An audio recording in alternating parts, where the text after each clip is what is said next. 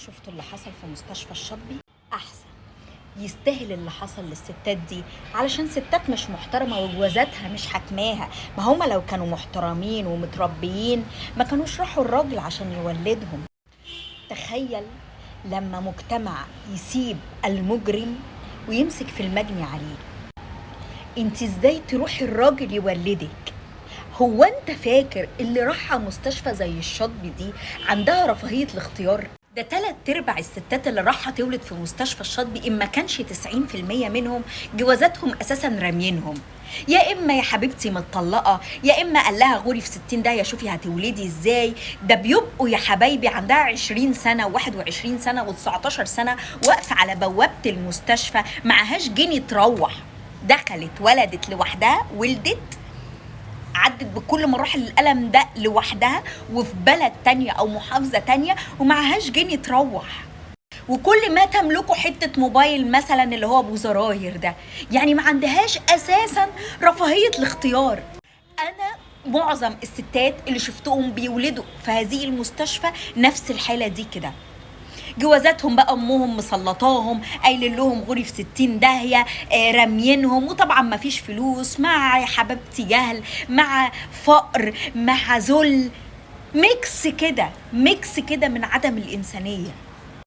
واحده زي دي داخله تولد اتعرضت لكل ده وهي بطولها اللي لو قالت محدش هيصدقها. تفتكروا بعد ما تطلع وهي كمان مروحة لوحدها ممكن تروح تقول لجوزها حصل لي 1 2 3 تعالى خد لي حقي؟ ده هي تقريبا بيجي في عقلها ان ده الطبيعي، ان العادي ان انا ادخل اولد ويحصل لي كده اثناء الولاده. وبالمناسبه اللي بيحصل ده مش في الحكومي بس.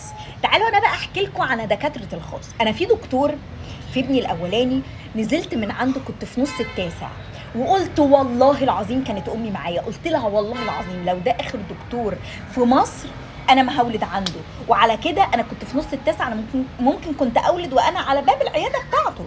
يعني هو مديني اسم المستشفى كل حاجه، اللي هو انا ممكن انزل دلوقتي اولد.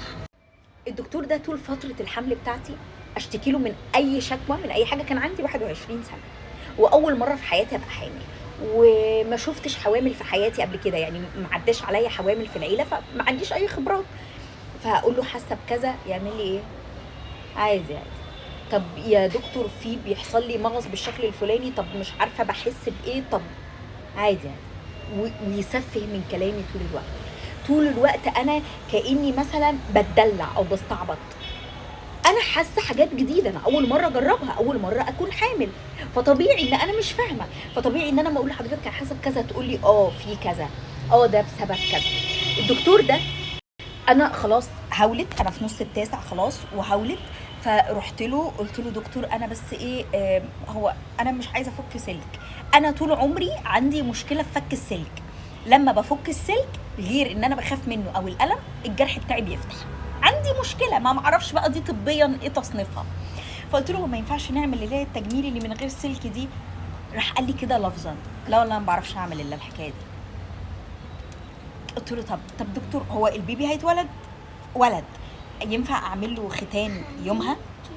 لانه عادي يعني ده بيحصل، فمثلا ممكن اتفق مع دكتور او كده ويجي. قال لي لا والله ما بعملش الحكايه دي. قلت له طب احنا هنولد ايه؟ هنستنى لما ألم الولادة يجي وبعد كده تروحي. ليه يا دكتور هنستنى ألم الولادة يجي؟ أنا ابني من أول يوم وهو فوق راسه فوق، خلاص خلصنا، هو عمره ما هيتقلب، يعني مش هيتحرك، وما كانش بيتحرك خالص، يعني ما كنتش بحس بيه نهائي، فهو خلاص مش هيتقلب. قلت له طب هو وارد ان هو يتقلب وانا في نص التاسع؟ قال لي لا مش هيحصل الكلام ده. قلت له طب حلو، مش طب انا ليه استنى ألم الولاده؟ يعني ليه اتألم مرتين؟ يعني ليه يجي لي ألم الطبيعي وبعدين ادخل اعمل قيصري ليه؟ هو انا والله نظامي كده. نزلت من عنده قلت لماما لو ده اخر دكتور انا مش هولد عنده. تمام.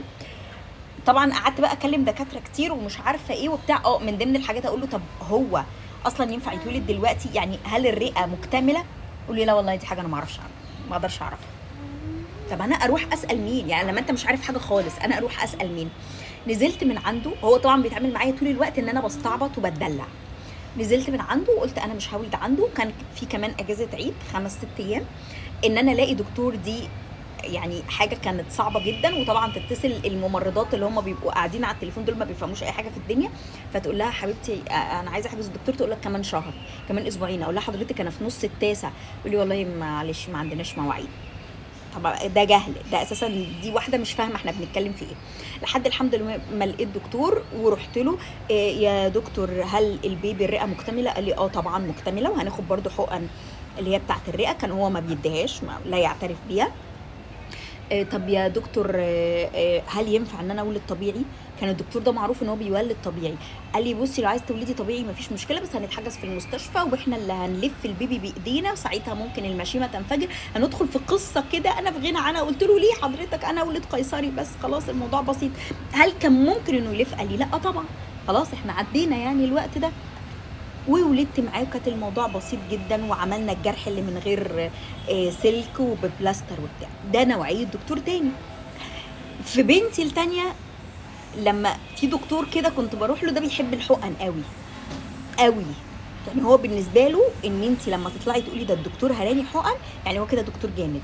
لدرجه انه كان في حقنه ب 12، فدي بتتاخد في منها يعني جرعه معينه بتتاخد كل يوم ويوم، وفي جرعه اعلى شويه ممكن تتاخد كل اسبوع. فكل يوم ويوم اروح اخد الحقنه، وقايل لي دي ضروريه، ولو ما خدتهاش مش عارفه هيحصل ايه وبتاع. كانت البنت في الصيدليه تقول لي هو ليه بتاخدي دي؟ ما في واحده جرعتها اكبر ممكن تتاخد كل اسبوع. اقول لها ما اعرفش، هو اللي قال لي. وقيسي بقى على كده كل حاجه، يعني قيسي على كده بقى ادويه وحقن طول الوقت، حقن حقن حقن حقن. ليه؟ ما اعرفش، من باب تعذيب المريضه، او من باب ان هي تطلع تقول ده الدكتور بهدلني، ده الدكتور جامد، ده كان واصف لي حاجات كتير. جيت بعدها رحت لدكتور تاني.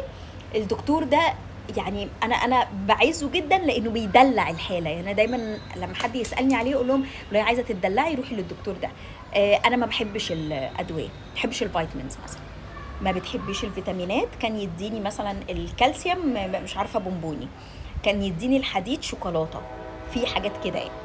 وبنفس السعر بالمناسبه، ما كانش سعر غالي ولا حاجه. بس هو عارف ان انا مش قادره اخد ادويه، معدتي مش مستحمله، مش هاخدها، فخلاص بيسهل الدنيا. والله انا حاسه بكذا، لا عندك حق، خلاص يبقى ناخد كذا عشان كذا.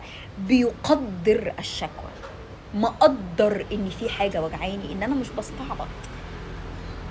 فالموضوع لا يقتصر على الحكومي بس، يقتصر كمان على الخاص. ولكن في الخاص ليكي الاحقيه انك تنطقي، تقولي والله ما مكمله معاك، والله ما عامله. انما انت في الحكومي يا حبيبتي انت رايحه، اللي هتلاقيه ولدك يبقى خير وبركه، وساعات بيسيبوكي عشان ما فيش دكاتره، فاللي بتلاقيه بتولدي عنده. فما تجوش تقولوا اصل انتوا سبتوا مراتاتكم تولد عند رجاله. هو اصلا اللي ساب مراته هو اساسا مش راجل، لان هو ما كانش معاها اساسا. هو انا بتكلم طبعا على الفئه دي اللي سابها، روحي ولدي انتي وتعالي وما يخصنيش وماليش دعوه بيكي. هو اصلا من الاصل خالص هو مش راجل.